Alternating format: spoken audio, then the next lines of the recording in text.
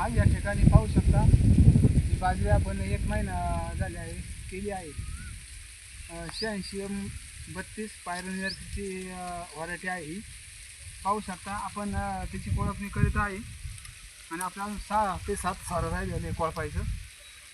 तर पाहू शकता थोडा पाऊस चालला आहे आणि ट्रॅक्टरच्या साहाय्याने आपण बाजरी पेरली आहे. पाहू शकता आणि हे पाहू शकता हो का, हे कोळप अशा पद्धतीने चालते. कोळप अशा पद्धतीने आम्ही कोळपणी करतो.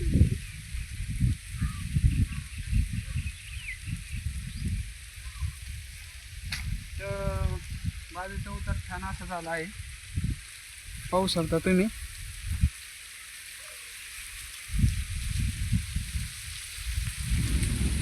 आणि पाहा हे कोळपलेलं आहे, पलीकडे राहिलेलं आहे. एवढे 5-6 सारं कोळपायचं राहिलं आहे त्या बाजूला.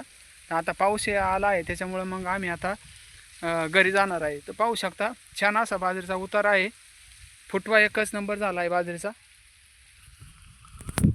अशा पद्धतीने फुटवा झाला आहे बाजरी. पाहू शकता अंतरसुद्धा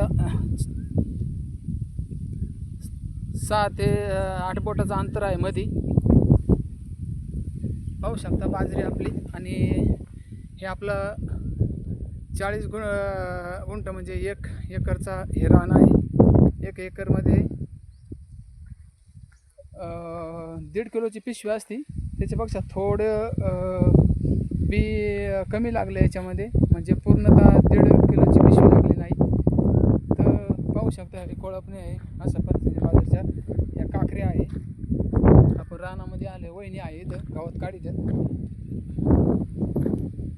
गवत काढायचं काम चालू आहे. गवत काढण्याचं काम चालू आहे पाहू शकता आपण. आणि पाऊस येतोय तर त्यानंतर आपण काय करणार आहे, आता कोळपणी झाल्यानंतर त्याला युरिया मारणार आहोत. आणि युरिया मारल्यानंतर आपण तिला पाऊस जर नाही झाला तर आपण तिला पाणी सोडणार आहे. थोडं पाणी थेंब येत आहे, पण एवढ्या पावसाने काय होणार नाही. पाहू शकता आपण त्याची वल आपण पाहू शकतो, वल किती आहे खाली.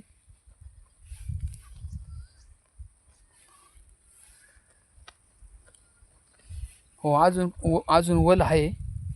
हे पहा अर्धा फुटा आपण याची खोल उकरला आहे, तर वल आहे अजून.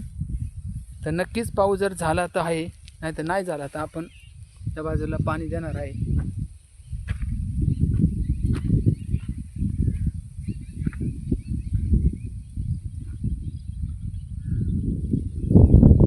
पाहू शकता. आपण कोणती व्हरायटीचा वापर पेरली आहे आपण कमेंट करून सांगा आम्हाला.